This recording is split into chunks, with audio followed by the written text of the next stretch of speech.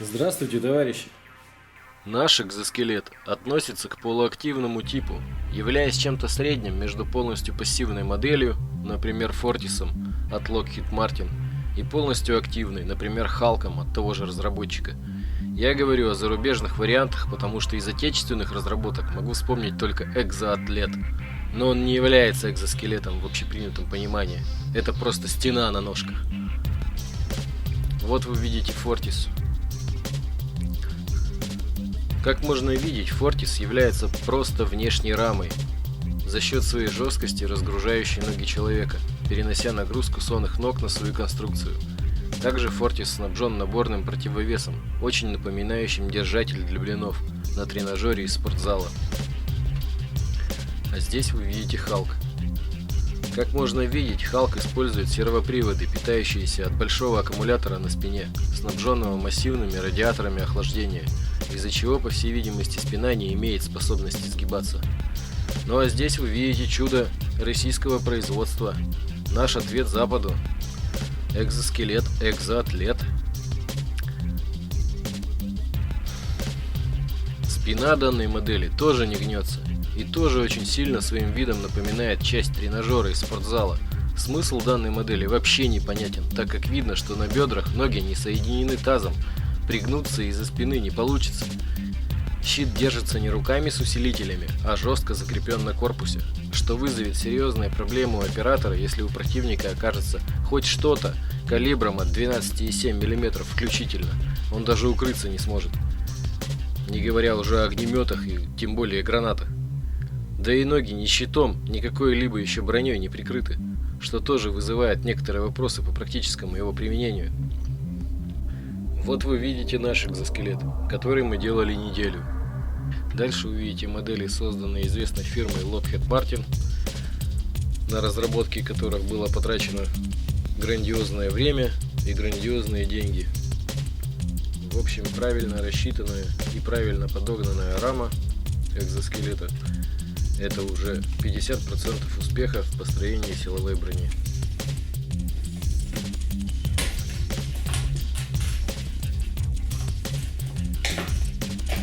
Вот вы видите каркас. Каркас довольно простой. В принципе, на такой каркас вы можете повешать все что угодно. Броню, композитные пластины. Как видите, этот каркас довольно подвижен.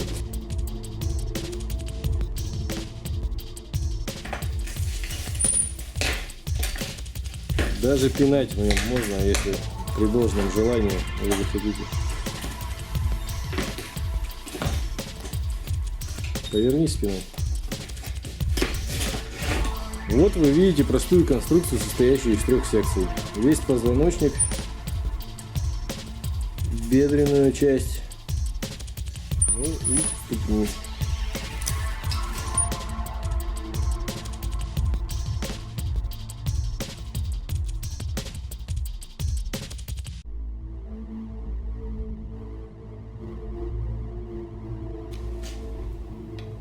Значит, сюда должен вставать вот такой газлифт, для того, чтобы поддерживать плечевой сустав на весу. Если его не делать, вы можете столкнуться вот с такой проблемой, как уход сустава и неправильная его работа. Газлифт на ступне, вы видите, вот этот поддерживающий, подпружинивающий носок, он необходим для того, чтобы экзоскелет немножко разгружал свой вес, чтобы он не висел на вас, так скажем, а немного имел свою собственную опору. Значит, дальше газлифт на колени, вы видите его работу. Аналогичная система работает точно так же на сгиб. В принципе, даже при быстрой ходьбе и беге он будет помогать оператору, срабатывая в динамике. Аналогичное будет стоять на руках, для того, чтобы рука сама себя поддерживала. Естественно, по весу они будут подогнаны, чтобы оператор не чувствовал себя скованно. Значит, смотрите, крепление ступней. Здесь идет полная Имитация работы всей ступни. Пятка, носок. Ботинок туда вставляется намертво. Ну, его, естественно, можно вытащить. Но чтобы он не вытаскивался при работе, делается передняя поддержка и задняя за пятку. Вот, вытащили, вот обратно вставили. В принципе, на ходу оно не выпадает. Ремни пока еще жестко не прикреплены, поэтому они двигаются, но вот эти ремни обязательны. Без них ваша спина не будет прикреплена к позвоночнику, так скажем, и к верхнему грудному отделу. Жесткое крепление будет здесь, здесь и, соответственно, здесь и здесь к ремням, для того, чтобы ремни не съезжали, чтобы вот не было такого, чтобы оно не разгибалось, когда не надо. Вот. В принципе, поясница работает уже автономно отдельно. Давай. Вот сейчас вы видите имитацию работы ключиц.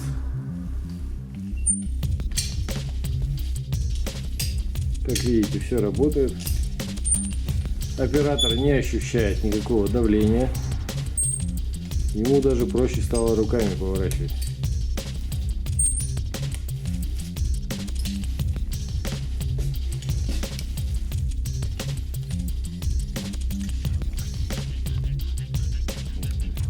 Вот вы видите подвижность ноги. В принципе, этого достаточно. Не будете же вы этой штукой бить кому-нибудь в голову. Так. Ну, в принципе, в сравнении с ним вы видите, какого роста этот человек, вы видите, какого роста это устройство, и вы понимаете, что он немножко больше, конечно, но на данном этапе, в принципе, к этому каркасу вам можно навешать все, что угодно. Начиная от брони, заканчивая, я не знаю, рюкзаками какими-нибудь тяжелыми. Что еще? Кобурами, если вы в страйкбол играете, к примеру, для антуража там, или для чего-то еще. Если, например, нужно. Но, тем не менее, все равно эта штука, она вам поможет переносить груза, рюкзаки или еще что-то. Или хотя бы просто-напросто повешать броню и не чувствовать ее нагрузку, как просто вы повешаете ее на себя. Вот. Естественно, имитация всех суставов обязательно. Абсолютно обязательно. Иначе вы не сможете в нем двигаться правильно, как нужно. Но, как вы понимаете, он еще не закончен до конца. Вот. Но, тем не менее, результат работы вы уже видите.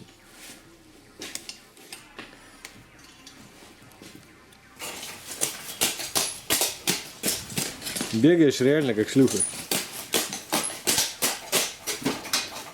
Чё так слабо тут бегаешь? Скользко. Подписывайтесь на наш канал, ставьте лайки. Впереди вас ждет еще много чего интересного.